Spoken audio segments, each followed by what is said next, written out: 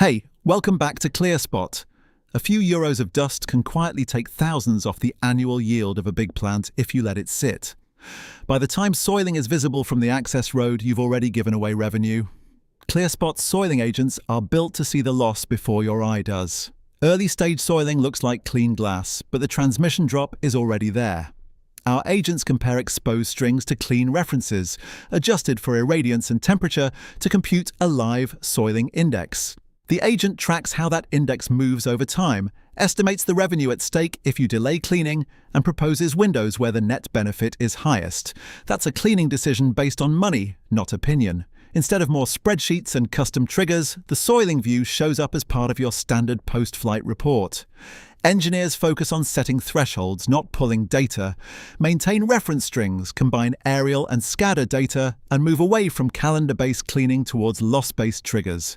ClearSpot agents handle the measurement, your team handles the contracts and scheduling.